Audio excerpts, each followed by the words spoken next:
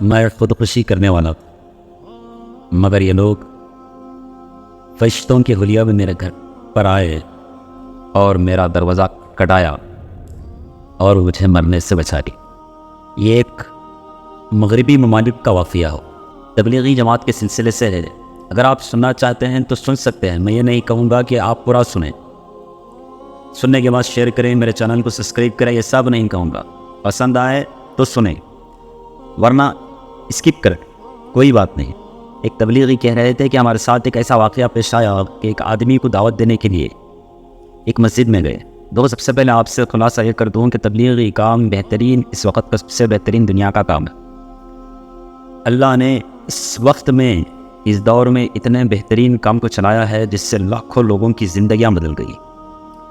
نوجوانوں کے چہرے پر داڑیاں آ گئی، جو نوجوان کے قدم تھیٹروں کو اٹھتے تھے، جو نوجوانوں کے قدم شراب خانوں کو اٹھتے تھے، جو نوجوانوں کے قدم عیاشی کی طرف اٹھتے تھے، وہی نوجوانوں کے قدم آج تبلیغ میں اٹھتے ہیں، مسجد کی طرف چلتے ہیں، خیر کے کاموں میں چلتے ہیں۔ یہ سب تبلیغ کا دین ہے۔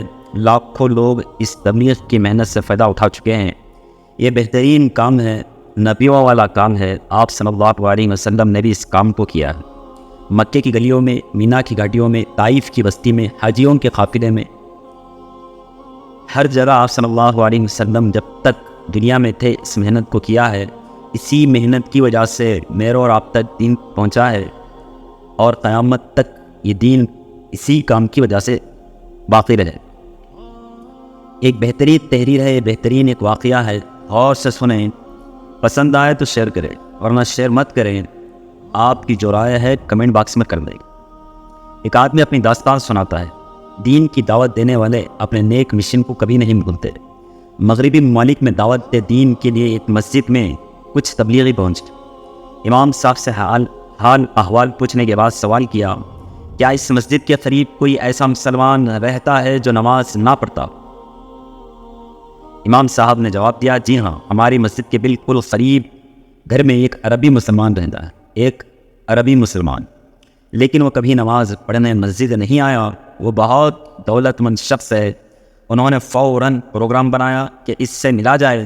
ایک داعی آگے کا احوال بیان کرتے ہیں، ہم چند افراد جا کر اس کے وسیع و عریض بنگلے کے گیٹ کو کھٹکھٹاتے ہیں، لیکن کوئی جواب نہیں ملا۔ پھر دوبارہ کچھ دیر بعد ڈور بیل بھی بجائی، دروازے پر دستک بھی نہ دی۔ کافی دیر بعد چہرے پر خشونت طاری کیے ہوئے ایک ادھیڑ عمر آدمی باہر آیا۔ کیا چاہتے ہیں؟ ہم آپ سے ملاقات کرنا چاہتے ہیں، صرف خدا کی رضا کے لیے۔ ٹھیک ہے، مل لیا، اب کیا چاہیے؟ ہم صرف یہ چاہتے ہیں کہ برائے مہربانی تھوڑی دیر کے لیے ہمارے ساتھ مسجد چلیں۔ ٹھیک ہے، آپ جاؤ، میں آ جاؤں گا۔ وہ عربی کا کہنا تھا کہ آپ جاؤ، میں آ جاؤں گا۔ نہیں، ہم یہاں سے اس وقت تک نہیں جائیں گے جب تک آپ ہمارے ساتھ نہ چلیں۔ اچھا تم جاؤ، میں لباس بدل کر وضو کر کے آتا ہوں۔ نہیں، ہم نہیں جائیں گے، آپ کا انتظار کریں گے۔ وہ عربی غصے میں آ گیا، کہنے لگا، میں کہہ رہا ہوں جاؤ، میں آؤں گا۔ مجبوراً اس عربی کو ان کی بات ماننی پڑی۔ مجبوراً وہ مالدار شخص بڑے غصے میں لباس بدل کر مسجد چلا آیا۔ نماز سے فراغت کے بعد ایک داعی کھڑا ہو گیا، قرآن و حدیث سے چند مقامات بیان کیے، بعض عبرت انگیز واقعات بیان کیے۔ یہ مالدار اتنا چاہتا تھا، لیکن خوبصورت گفتگو نے اس کے اٹھتے قدم روک لیے۔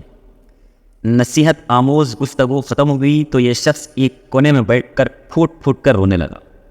کچھ نمازی احباب رونے والے کے قریب گئے، اس کی دل جوئی کی، اور وہ پھٹی پھٹی آنکھوں سے دعوت والوں کو دیکھنے لگا۔ اس مالدار آدمی نے اپنی آنکھیں پوچھتے ہوئے دریافت کیا، تم لوگ کون، کہاں سے آئے اور کہاں جا رہے؟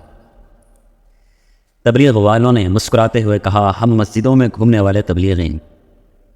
ہمارا ٹھکانہ کبھی یہ مسجد ہوتی ہے اور کبھی وہ مسجد ہوتی ہے، اور لوگوں کو دین کی دعوت دیتے ہیں، جہنم سے بچ کر جنت کا راستہ دکھاتے ہیں، اپنا گھر بار، اپنی بیوی بچوں کو چھوڑ کر آتے ہیں، خود کا مال خرچ کر کے لوگوں کو جنت کی دعوت دیتے ہیں۔ یہ ہمارا کام ہے۔ تو مالدار آدمی نے پوچھا، اگر میں تمہارے ساتھ رہنا چاہوں تو تمہاری کیا کنڈیشن، تمہارے کیا شرائط؟ انہوں نے جواب دیا، ہماری کوئی کنڈیشن، کوئی شرائط نہیں ہے، آؤ ہمارے ساتھ چلو۔ یہ شخص ان کے ہمراہ ہو گئے۔ کچھ دن ساتھ رہنے سے اس کی طبیعت کھلنے لگی، اس کی صلاحیت سامنے آنے لگی، اب وہ دوسروں کو دعوت دینے لگا۔ اس کی زبان کی مٹھاس کی وجہ سے، اس کی صلاحیت کی وجہ سے بے شمار لوگ راہ راست پر آنے لگے۔ ایک دن وہ اپنے ابتدائی دنوں کے ساتھیوں کو جمع کر کے ان سے پوچھنے لگا، جو لوگ اسے دعوت دینے کے لیے گئے تھے ان کو جمع کر کے پوچھنے لگا، بھائیوں تمہیں وہ دن یاد ہے جب تم میرے گھر پر دعوت دینے آئے تھے؟ تبلیغی حضرات نے کہا، ہمیں وہ دن یاد ہے۔ کیا تم جانتے ہو اس وقت میں گھر پر کیا کر رہا تھا؟ تبلیغیوں نے کہا، نہیں، بھلا ہمیں کیسے معلوم ہو سکتا ہے؟ اس دن میری دنیا مجھ پر تنگ تھی، میں کاروباری مشکلات اور قرضوں کی وجہ سے خودکشی کرنے لگا۔ میں نے ایک کمرے میں پنکھے سے رسی لٹکائی تھی، اس کے نیچے کرسی رکھ لی تھی۔ جب میں کرسی پر چڑھ کر رسی کو گلے میں ڈالنے لگا تھا تو اسی وقت دروازہ بجنے لگا۔ میں نے جواب نہ دیا تو پھر گھنٹی بجی تو میں نے سوچا مجھے دنیا چھوڑ دینی چاہیے یا دروازے پر آنے والے سے ملنا چاہیے۔ پھر دل میں خیال آیا خودکشی کرنے کو۔ سارا دن پڑا ہے، میں پہلے جا کر دیکھ لوں مجھ سے ملنے کون آئے۔ باہر جا کر دیکھا تو مجھے دروازے پر فرشتے صفت لوگ ملے۔ اگر یہ فرشتہ صفت لوگ نہ آتے تو میں بہت بری حالت میں خودکشی کر چکا ہوتا اور جہنم کے سپرد جا چکا ہوتا۔ تم کو معلوم ہے میں کیوں خودکشی کر رہا تھا؟ دراصل میرے پاس سب کچھ تھا، مال تھا، گھر تھا، بنگلہ تھا، گاڑیاں تھیں، سب کچھ تھا، لیکن میں اللہ کی عبادت سے منہ موڑنے والا تھا۔ میں اللہ کی عبادت سے دور تھا، اللہ کے ذکر سے دور تھا۔ تو وہ کہتا ہے کہ اس کی عبادت سے منہ موڑنے والوں کا یہی انجام ہوتا ہے، اور اللہ تعالیٰ کا فرمان بھی ہے، جو میرے ذکر سے منہ موڑتا ہے تو میں اس کے لیے اس کی زندگی تنگ کر دیتا ہوں۔ ابھی آدمی کے پاس سب کچھ ہونے کے باوجود خودکشی کرنے چلا تھا، لیکن یہ تبلیغی حضرات کی وجہ سے اس کی زندگی بدل گئی۔ اس کی وجہ سے کتنے لوگ تبلیغ میں آنے والے بن گئے، اس کی وجہ سے کتنے لوگ راہ راست پر آنے والے بن گئے۔